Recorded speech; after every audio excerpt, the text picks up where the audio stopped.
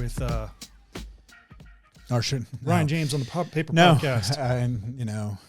I should say back with Lee Murray from Signal Media. This is Ryan James with the Paper Podcast. We got to flip it. That's right. So let's just get right into it. The whole FTX debacle happened last week or earlier this week. Still going on. Yeah. Just the bottom fell out. I'm curious. And today's date is November 16th. Yes. So put that into curious your thoughts on how this affects banking and bankers. So from what I know, FTX, crypto, even though it is newfangled money, and everything looks out, it is still,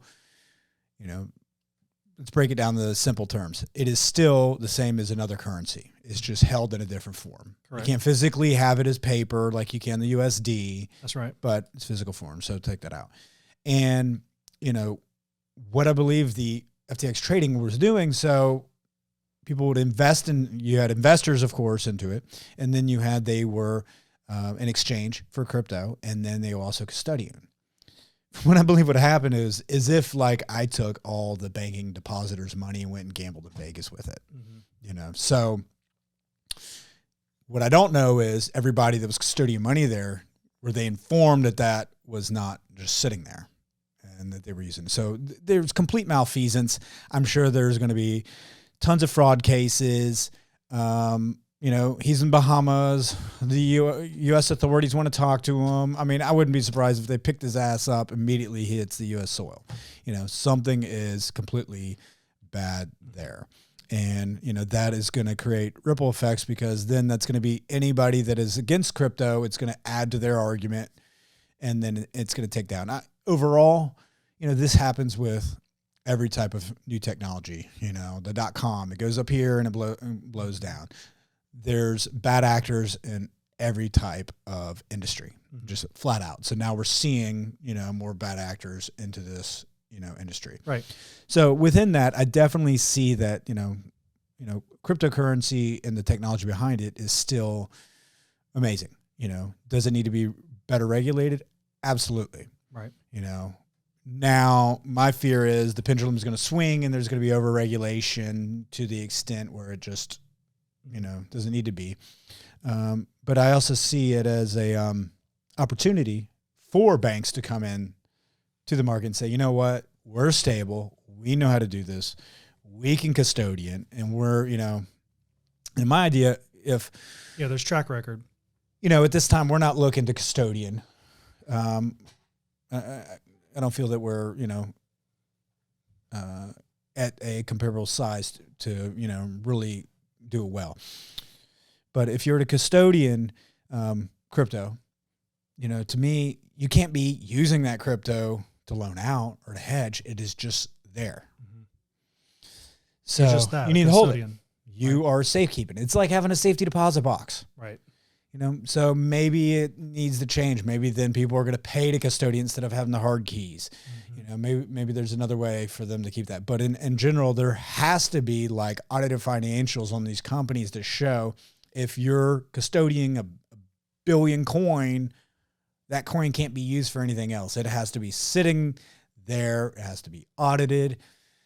Nobody's touching it. It has complete access to the true owners.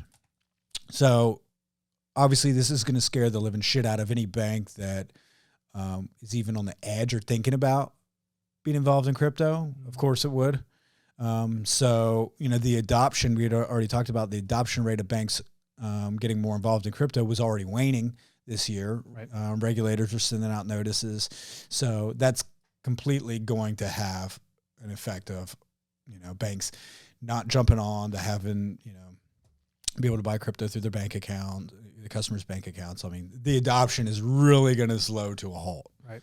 But then there's opportunity for banks to go in there and to do it right. Because, the average person who's in crypto, I don't think that that's going to go away. No. What really happened, what I hated to crypto is how Wall Street got so involved in it. So I think Yeah. It's going to reduce Wall Street. It's going to do this, reduce that, and probably bring crypto back to its original intended purposes. So you say that you wouldn't classify your Surety as a good custodian at this point. You're not set up for it, or you don't feel like you're at that point yet. Who would, like, if you could, maybe not naming names, but what type of bank would you say that is set up to do that and should look at that? Ones that have huge track record of compliance and that are already in what is, within high risk banking. They have a fantastic BSA department. Mm-hmm. They have good technology providers. Mm-hmm. That they have great capital. They've had a history of capital. Because what I've seen is, new crypto related banks that got bank charters. They got in pretty quick. Maybe they know crypto, but they know shit about BSA, and they were getting BSA orders very quickly. So that is who should be involved and being custodian. The ones that have very strong, strict compliance and strong capital. Yeah, and I think the ones that understand what's happening with crypto related to banking, that they're already probably have a toe in the water or, headed that way. It's not something new to them, because you have to understand how all of this works to put your reputation on the line. I think, like you said, a lot of banks. Yeah, because there's even going to back out. Articles that then coin was missing on the trading platform. Well, okay, where's the audit on that? I mean, banks know. Our core systems, there has to be audit trails for anything that has been touched. Is there an audit trail for changing an address on the system? Mm-hmm. Is there, audit trail of a deposit, audit trail of a withdrawal? Mm-hmm. Who authorized it? We have all those audit trails. We've got audit trails for employees access to view accounts. Why were you viewing an account? Did you have a reason to? Mm-hmm. So where's the audit trails within those organizations?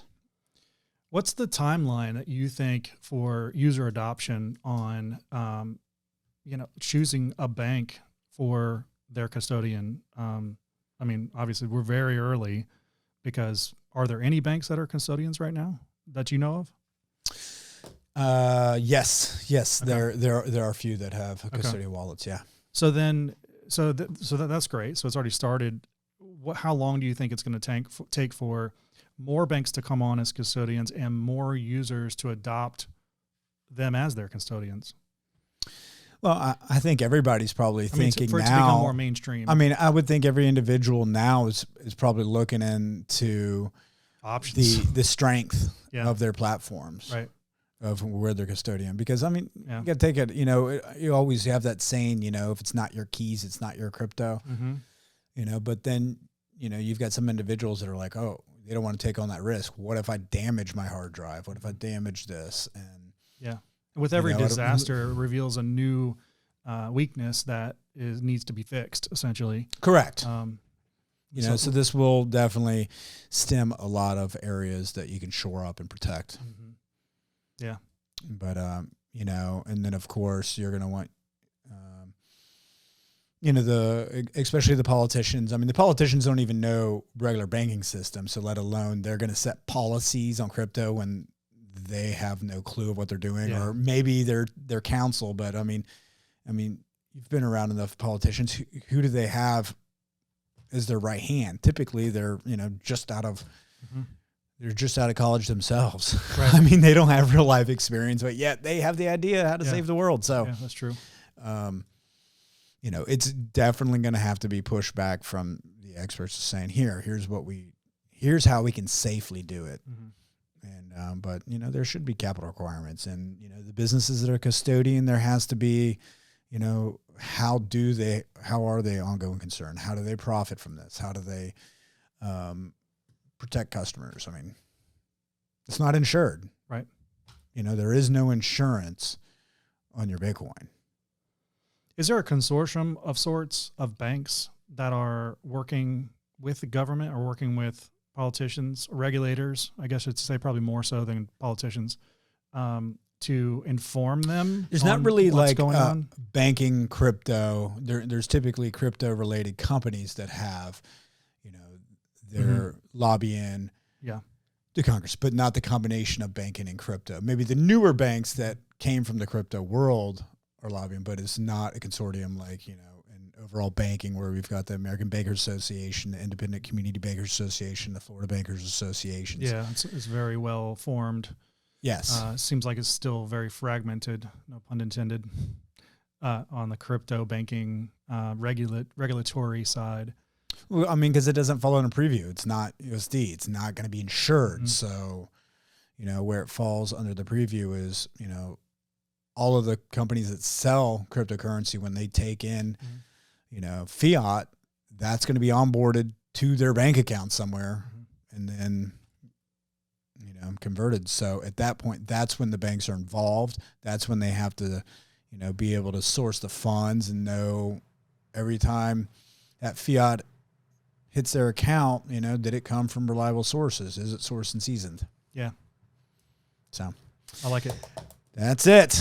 But it'll be interesting to see, a lot is not going to, I don't see huge adoptions of banks doing anything, especially now to the end of the year. Mm-hmm. Maybe the beginning of the year, they'll start coming out, but I would love to see, a consortium of banks be maybe the custodian and access and everything. I think that would be pretty cool. I agree. I think so too.